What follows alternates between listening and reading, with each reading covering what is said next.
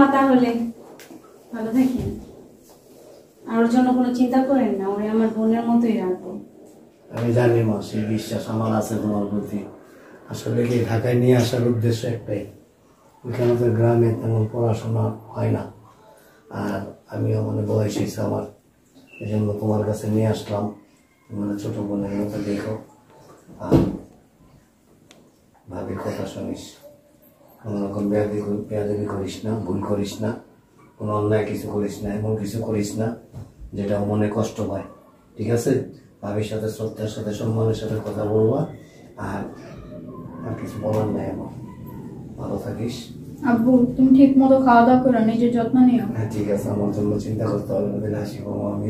আব্বু ওষুধগুলো ঠিক মতো খাইও। ঠিক আছে, আপনি চিন্তা করেন না কিন্তু ওরে নিয়ে, আপনি আমার শুধু মামা না, আপনি আমার বাবার মতন। আমি এখন বুঝতে পারছি ভাবি আমাকে অনেক আদর করে। যাও তুমি। অবশ্যই মা, এই জন্যই তো সেই বিশ্বাস আছে বিদেশের কাছে নিয়ে আসছি আমি।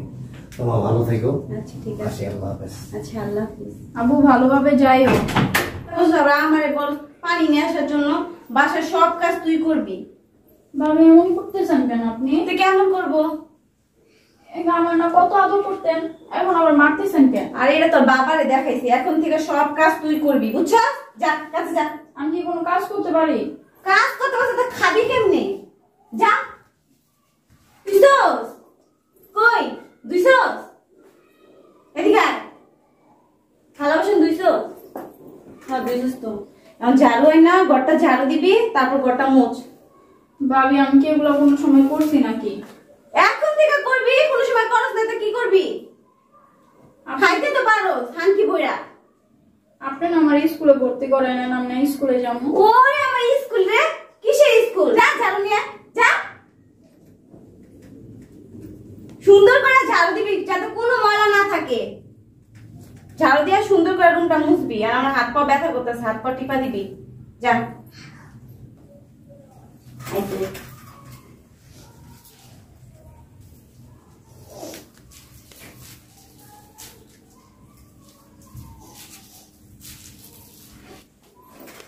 কই রে?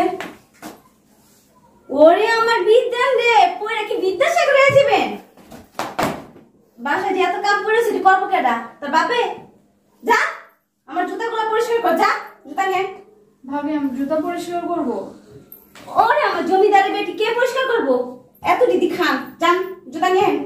ভাবি আমার না পড়তে ভালো লাগতেছে, আমি একটু পড়ি। কিসের লেখাপড়া? এত লেখাপড়া করে কি জজ বেস্টার হইবেন?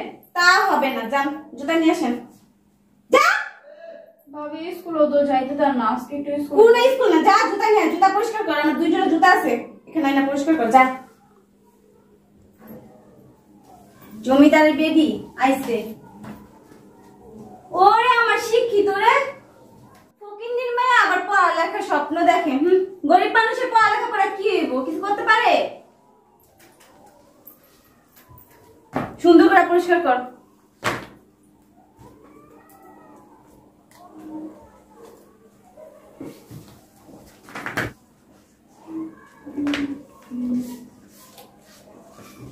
আরে মামা আপনি হঠাৎ করে?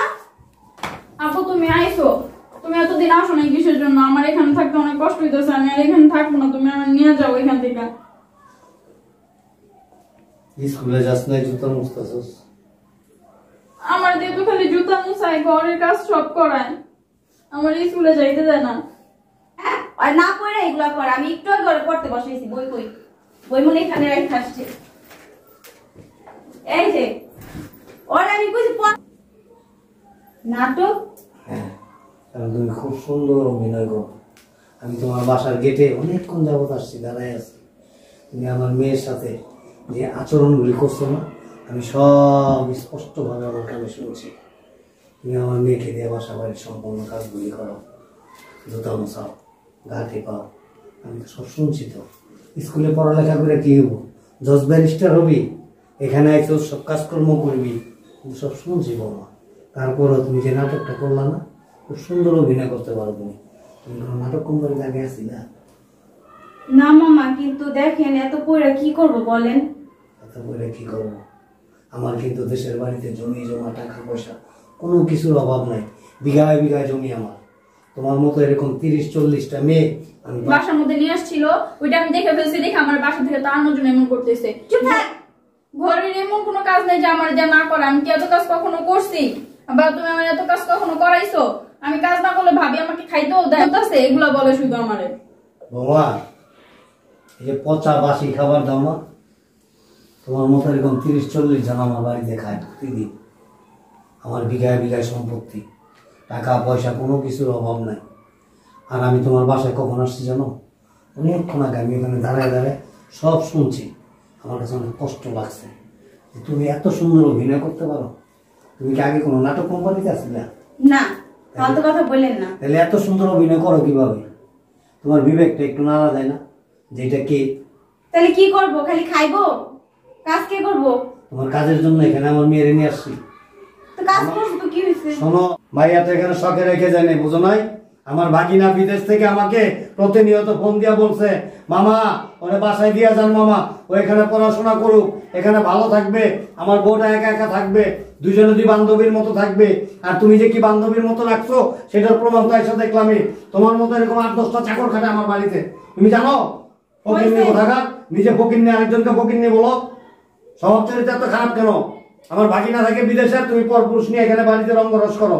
আমার মেয়ে থেকে ফেলছে, এখন মেয়ের ঘরে সব দোষটা। ফকিন্নির মেয়ে তো এত বড় সাহস! বের হও আমার সাথে। তোমার কত বড় সাহস? তুমি আমার সামনে আমার মেয়ের গায়ে হাত তুলো? আপনার সাহস তো কম না। তুমি সাহসের দেখছো কি? তুমি সাহসের কি দেখছো? আমার ভাগিনা এখনো পর্যন্ত আমার চোখের দিকে তাকায় কথা কয় না। ও আমাকে এত ভয় পায়, এত রেসপেক্ট করে, এতই। আমি কি মূর্খ মনে করছো? আমার গ্রামের বাড়িতে থাকি দেখি আমি মূর্খ? আমি একজন শিক্ষিত, আমি একজন এডুকেটেড পার্সন। তুমি আমার সাথে উল্টাপাল্টা কথা বলো। আমার মেয়েকে দিয়ে গেছে এখানে পড়াশোনা করবে, তোমার সাথে দুইটা বোনের মতো তোমরা এখানে থাকবা।